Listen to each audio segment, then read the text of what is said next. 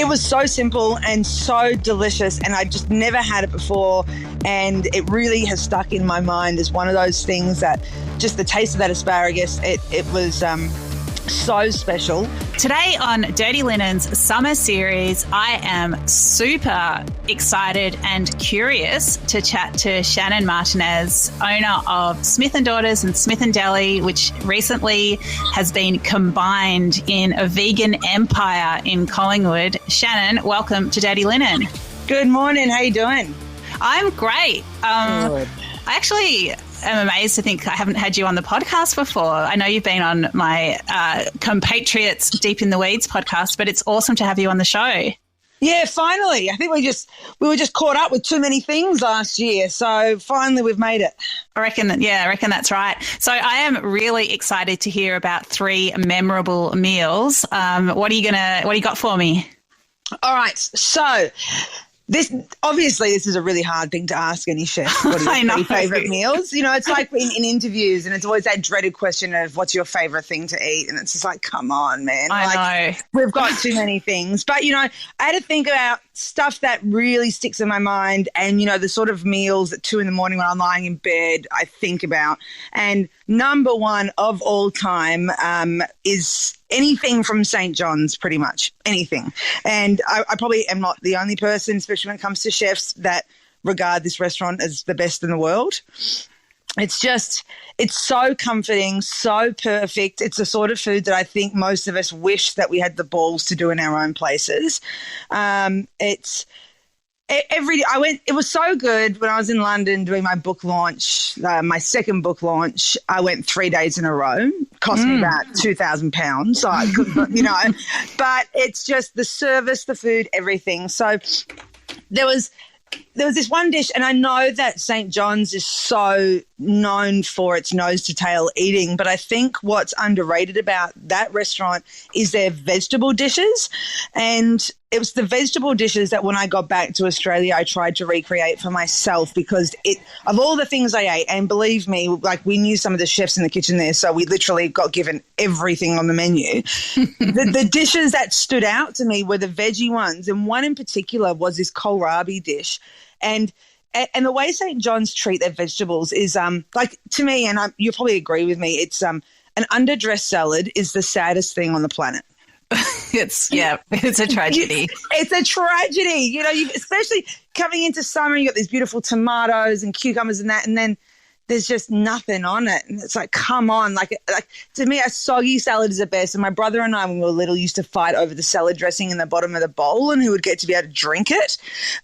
Maybe that's a Euro thing. I don't know. But, you know, there was this kohlrabi dish, and it was so soggy in the best way possible. And just shredded kohlrabi, cabbage, and I think maybe parsley and mint, or maybe tarragon as well. And I think about that dish weekly. Like, wow, just phenomenal. Above all the other things, well, that and their ginger loaf pudding, which is just mind blowing. But that kohlrabi dish at St. John's is one of my ultimate dishes, hands down. Were you able to recreate it? Close. Okay. But I think it's also, you know, you could get a recipe from your grandmother, from someone overseas. It's never going to taste the same. It's just like, I think, you know, when I think about food that I loved, and I did go through in my mind things that my Spanish grandmother used to make me.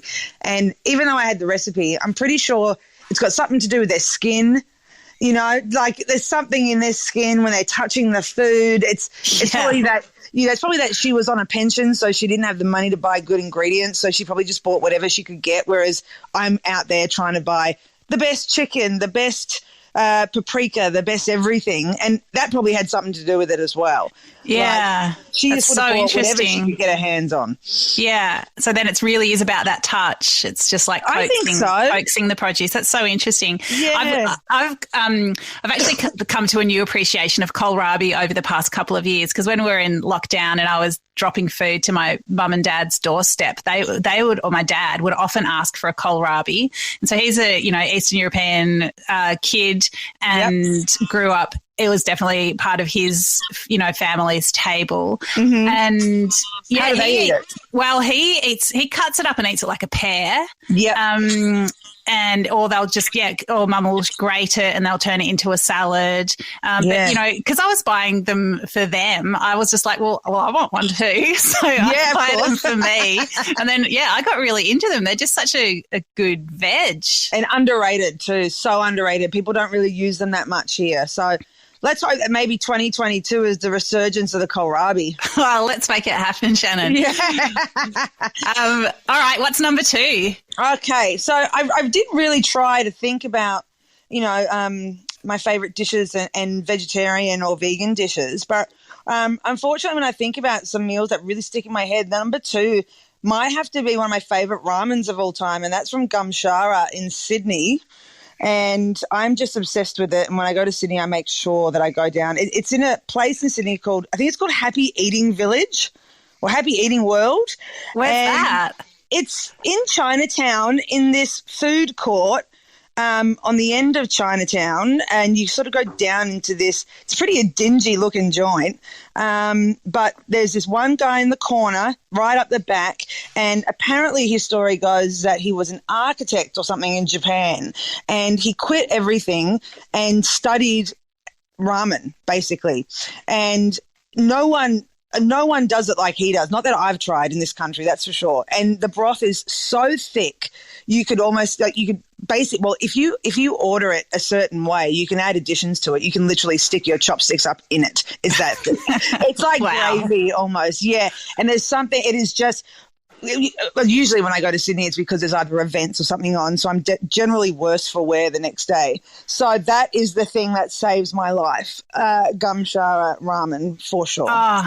I love it. Oh, my goodness. And, ramen is so personal. And I have heard a few stories about people, you know, Japanese people who've been in another profession and ramen just draws them in. They just give everything up and, you know, just like make broth for 10 years and then open a place when they reckon they've nailed it. That is extraordinary. And I can appreciate that. Broth, especially, I mean, you would understand with your family background, like broth is so special, and each country clearly, you know, can hone in on their style. But I love making broth so much. It's probably my favorite thing to make. It's just so relaxing, you know, when you finally have a day off and you just have something sitting on the stove all day and you really calmly, you just start cleaning the broth all day. You're just cleaning it, making it perfect. There's just something about that monotonous, you know, action that I just love. So I'm a big fan of soups and broths, but that ramen to me, that does it. Awesome. Oh my God. I love it. Okay. What is your third one, Shannon? Okay.